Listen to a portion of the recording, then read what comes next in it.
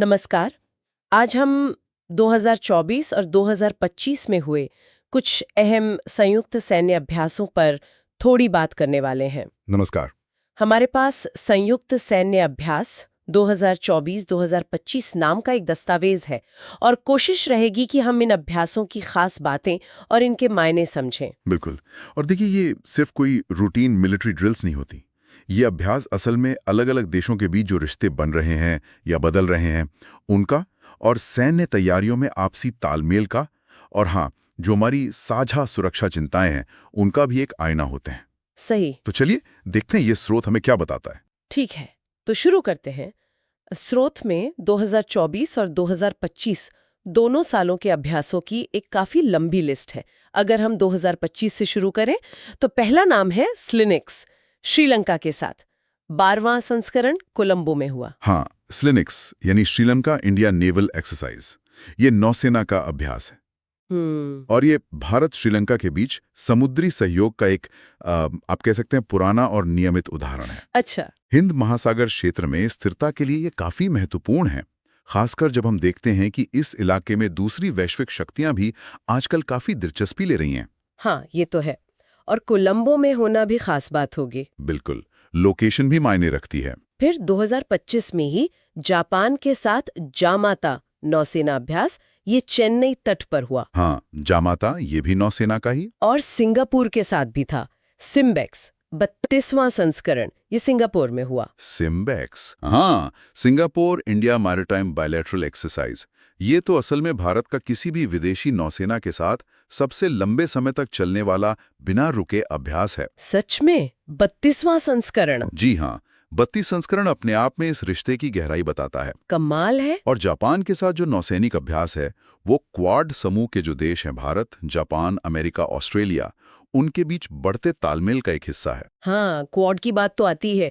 अच्छा, एक तरफ तो ये दो देशों वाले नौसेना अभ्यास चल रहे थे, वहीं 2025 में एकेमी नाम का एक बहुराष्ट्रीय नौसेना अभ्यास भी हुआ हिंद महासागर में। और एक और था पश्चिमी प्रशांत में गुआम तट पर सी ड्रैगन। ये बहुराष्ट्रीय अभ्यास कुछ अलग संकेत देते हैं क्या? हाँ बिल्कुल। देखिए, जो द्विपक्षीय अभ्यास होते हैं जैसे स्लाइनेक्स या सिम्बेक्स, वो दो देशों के बीच गहरे रिश्ते और उनके खास लक्ष्यों पर फोकस करते हैं। लेकिन एकेमी या सी ड्रैगन जैसे जो मल्टीराष्ट्रीय बहुराष्ट्रीय अभ्यास हैं, हाँ। वो जो व्यापक समुद्री सुरक्षा चुनौतियां हैं, जैसे पनडुब्बी रोधी युद्ध, एंटी सबमरीन वॉरफेयर, जिस पे सी ड्रैगन का ज्यादा फोकस था, या फिर समुद्री डकैती रोकना, ऐसे मुद्दों पर कई देशों के एक साथ काम करने की क्षमता को परखते हैं। ये एक तरह से साझा मंच बन जाते हैं। अच्छा, मतलब ज्यादा बड़े मुद्दे, ज्यादा देश। बिल्कुल। नौसेना की बात चली रही है तो 2025 में फ्रांस के साथ वरुण अभ्यास भी हुआ, 23वां संस्करण, अरब सागर में। हाँ, वरुण। और रूस के साथ इंद्र अभ्यास, 14वां संस्करण, चेन्नई में। ये दोनों नाम तो काफी सुने हुए हैं। वरुण और इंद्र दोनों ही भारत की प्रमुख नौसैनिक साझेदारियों को दिखाते हैं। फ्रांस के साथ तो हमारे रणनीतिक संबंध लगातार गहरे हुए हैं और वरुण अभ्यास उसका एक अहम हिस्सा है। और रूस के साथ इंद्र अभ्यास, जो हमारे पारंपरिक रक्षा संबंध हैं उनको बनाए रखने का प्रतीक है, भले ही दुनिया में समीकरण बदल रहे हों। ठीक है। और इन सब के अलावा भारत की अपनी नौसेना का भी एक बड़ा अभ्यास था, ट्रॉपिक्स 2025 हिंद महासागर में। हाँ, TROPEX, theatre level operational readiness exercise, ये भारतीय नौसेना का सबसे बड़ा आंतरिक युद्धाभ्यास है। आंतरिक मतलब ये किसी दूसरे देश के साथ नहीं होता। इसमें नौसेना अपनी सभी लड़ाकू इकाइयों के साथ एक तरह से युद्ध जैसी स्थितियों का अभ्यास करती है। ये उनकी ऑपरेशनल तैयारियों और क्षमताओं का एक बहुत बड़ा टेस्ट होता है। कुरुक्षेत्र, ये जोधपुर में हुआ। हाँ, सिंगापुर के साथ हमारे रक्षा संबंध काफी मजबूत हैं, जैसा हमने सिम्बेक्स नौसेना वाले में भी देखा। बोल्ड कुरुक्षेत्र थल सेना के लेवल पर उसी साझेदारी को दिखाता है। भारत की जो एक्ट ईस्ट नीति है उसके लिए सिंगापुर एक अहम देश है। सही। फिर मध्य एशियाई देशों के साथ भी अभ्यास हुए, किर्गिस्तान के साथ 12वां खंजर अभ्यास बिश्केक में, और उज्बेकिस्तान के साथ छठा डस्टलेक अभ्यास, ये पुणे में हुआ। बिल्कुल। मध्य एशिया रणनीतिक रूप से भारत के लिए बहुत महत्वपूर्ण है। किस तरह से? देखिए, ऊर्जा सुरक्षा के लिहाज से, कनेक्टिविटी के लिहाज से और आतंकवाद विरोधी सहयोग के नजरिए से भी। तो किर्गिस्तान और उज्बेकिस्तान जैसे देशों के साथ नियमित सैन्य अभ्यास इन रिश्तों को मजबूत करते हैं और जमीनी स्तर पर सेनाओं के बीच क्या कहते हैं समझ बढ़ाते हैं। ठीक है। फिर मंगोलिया के साथ भी था 17वां नोमैडिक एलिफेंट उलान बटोर में, नोमैडिक एलिफेंट। और वहीं पर एक बहुराष्ट्रीय अभ्यास खान क्वेस्ट का 22वां संस्करण भी हुआ। हाँ, मंगोलिया के साथ नोमैडिक एलिफेंट अक्सर पहाड़ी इलाकों में ऑपरेशन और आतंकवादी विरोधी रणनीतियों पर फोकस करता है। और खान क्वेस्ट एक बहुत महत्वपूर्ण बहुराष्ट्रीय अभ्यास है। इसका जोर संयुक्त राष्ट्र के जो शांति अभियान होते हैं उनके लिए अलग अलग देशों की सेनाओं को ट्रेन करने पर रहता है। अच्छा, पीस कीपिंग ऑपरेशंस के लिए। बिल्कुल, इसमें कई देश हिस्सा लेते हैं जो इसे खास बनाता है। यूरोप से भी कनेक्शन दिखा।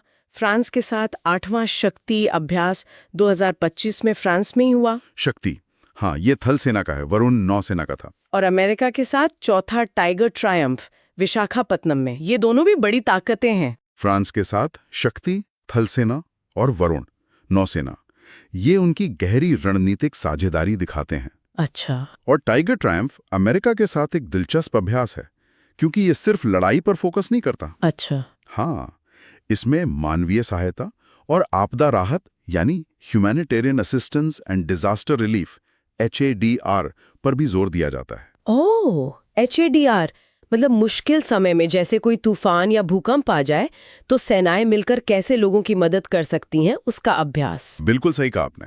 ये क्षमता आज के दौर में बहुत महत्वपूर्ण हो गई है। ये तो वाकई दिलचस्प है। अच्छा, 2025 में एक पहला अभ्यास भी हुआ, टाइगर क्लॉ, भारत और तंजानिया की थल सेनाओं के बीच। ये पहला संस्करण था। ये महत्वपूर्ण है। अफ्रीका के साथ भारत अपने रक्षा और सुरक्षा संबंधों को बढ़ा रहा है, और तंजानिया के साथ यह पहला अभ्यास उसी दिशा में एक कदम है। यह दिखाता है कि नई साझेदारियां शुरू हो रही हैं। नई शुरुआत। अच्छा, मालदीव के साथ भी 13वां एक्वेरियन अभ्यास 2025 में मालदीव में हुआ। एक्वेरियन। और राजस्थान में साइक्लोन अभ्यास का तीसरा संस्करण हुआ। स्रोत में लिखा है मित्र देश, शायद मिस्र के साथ। हाँ, संभवतः मिस्र ही होगा। देखिए, मालदीव हमारा अहम समुद्री पड़ोसी है। रिश्तों में भले ही उतार चढ़ाव आते रहें, एक्वेरियन जैसे अभ्यासों का जारी रहना दिखाता है कि सैन्य स्तर पर संवाद बना हुआ है। और साइक्लोन अगर मिस्र के साथ है तो ये पश्चिम एशिया और उत्तरी अफ्रीका में भारत की बढ़ती रुचि और रक्षा कूटनीति का प्रमाण है। सही। अच्छा, ये तो हुए अंतर्राष्ट्रीय अभ्यास। इनके अलावा 2025 में भारतीय सेना के कुछ अपने आंतरिक अभ्यास भी हुए। हाँ, बिल्कुल। जैसे असम और मणिपुर में समन्वय शक्ति, मेरठ में प्रचंड शक्ति, ये कोई तकनीकी प्रदर्शन था। हाँ, तकनीकी प्रदर्शन। फिर पश्चिम बंगाल में तीस्ता प्रहार और अरुणाचल प्रदेश में प्रचंड प्रहार। इनका क्या महत्व है? देखिए, आंतरिक अभ्यास सेना की अपनी तैयारियों, उसके अलग अलग अंगों के बीच समन्वय और नई तकनीकों को परखने के लिए बेहद जरूरी होते हैं। अच्छा। समन्वय शक्ति या प्रचंड प्रहार जैसे अभ्यास खासकर सीमावर्ती राज्यों जैसे असम, मणिपुर, पश्चिम बंगाल, अरुणाचल प्रदेश में होना, ये उन खास भौगोलिक क्षेत्रों में सेना की मुस्तैदी और उनकी ऑपरेशनल योजनाओं का परीक्षण करते हैं। और प्रचंड शक्ति जैसा तकनीकी प्रदर्शन आधुनिकीकरण पर जोर दिखाता है। तो कुल मिलाकर 2025 का साल तो काफी व्यस्त रहा। द्विपक्षीय, बहुपक्षीय, आंतरिक, थल सेना, नौसेना, अरे हाँ, वायुसेना का भी एक बहुराष्ट्रीय अभ्यास था, डेजर्ट फ्लैग 10 UAE में। निश्चित रूप से 2025 की ये लिस्ट अगर देखें तो अभ्यासों की संख्या, उनका भौगोलिक फैलाव, मतलब हिंद महासागर से लेकर प्रशांत, मध्य एशिया, यूरोप, अफ्रीका तक, और साझेदारों की विविधता, पड़ोसियों से लेकर वैश्विक शक्तियों तक, ये सब काफी प्रभावशाली है। हाँ, लिस्ट तो वाकई लंबी थी। अब अगर हम थोड़ा पीछे जाएं, 2024 के कुछ प्रमुख अभ्यासों को देखें, तो क्या कोई पैटर्न या वही चीजें जारी रहती दिखती हैं? जैसे नेपाल के साथ 18वां सूर्य किरण अभ्यास 2024 में नेपाल में हुआ था। सूर्य किरण, हाँ, ये भारत और नेपाल के बीच बहुत पुराना और नियमित अभ्यास है।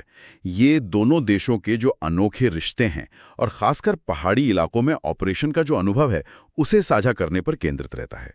ये निरंतरता का एक अच्छा उदाहरण है। ठीक है। 2024 में सिंगापुर के साथ फिर से अभ्यास हुआ, 13वां अग्नि वॉरियर, देवलाली, महाराष्ट्र में। अग्नि वॉरियर। और ऑस्ट्रेलिया के साथ दूसरा ऑस्ट्राडेंट, पुणे में। हाँ, सिंगापुर के साथ लगातार अभ्यास, जैसे 2025 में हमने बोल्ड कुरुक्षेत्र और सिम्बेक्स देखा, और 2024 में ये अग्नि वॉरियर, ये उनकी गहरी रक्षा साझेदारी को पुख्ता करते हैं। और ऑस्ट्रेलिया के साथ ऑस्ट्राडेंट का दूसरा संस्करण होना, ये क्वाड समूह के सदस्य के साथ बढ़ते द्विपक्षीय सैन्य सहयोग का संकेत है। क्वाड फिर से।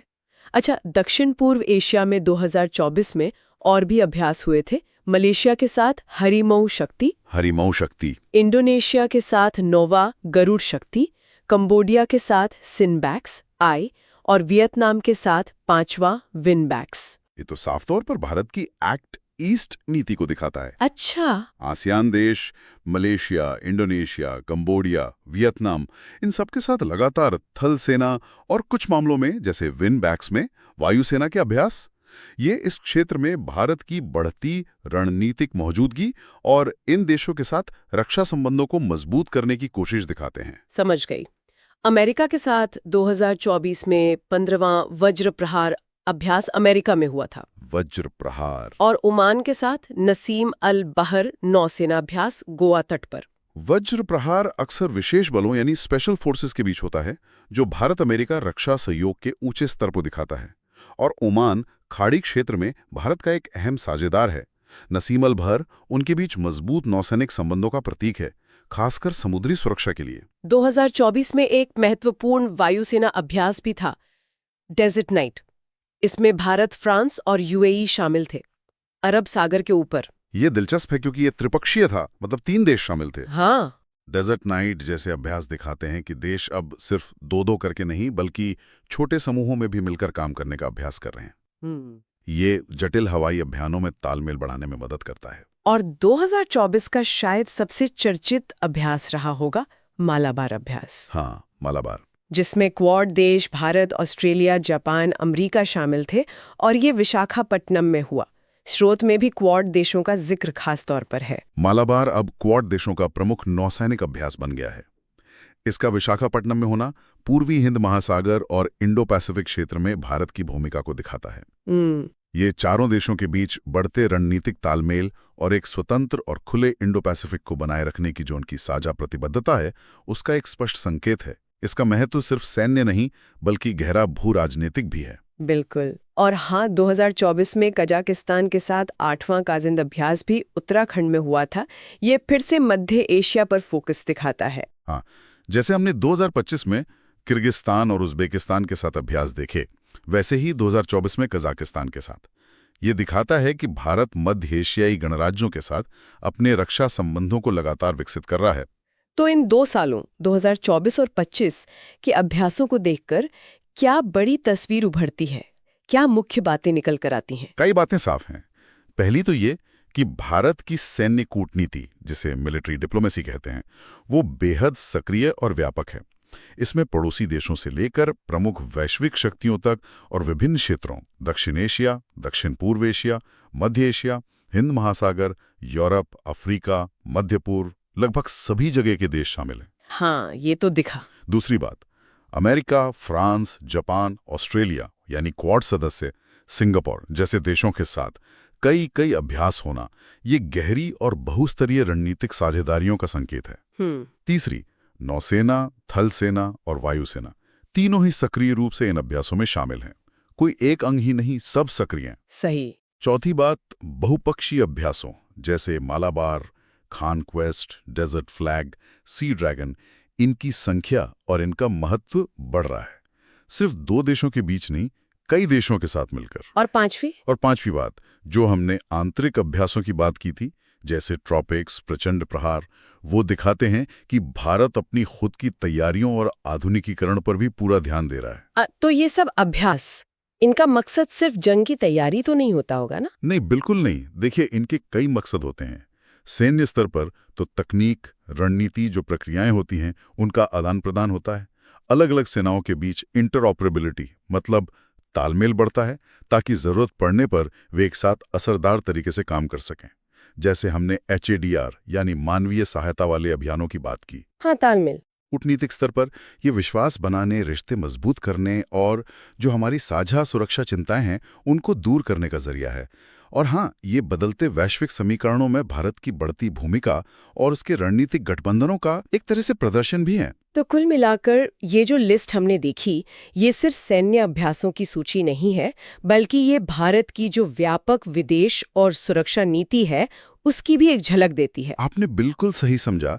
ये अभ्यास उस नीति को जमीन पर उतारने का, उसे अमल में लाने का एक तरीका है। यहाँ एक सवाल मन में आता है और शायद हमारे सुनने वालों के मन में भी आए। हाँ, पूछिए। जिस तरह इन अभ्यासों की संख्या बढ़ रही है, इनका दायरा बढ़ रहा है और इनकी जटिलता भी बढ़ रही है, क्या ये भविष्य में क्षेत्रीय या वैश्विक स्तर पर तनाव कम करने में मदद करेगा, या फिर ये खुद ही बढ़ते तनाव का एक लक्षण है?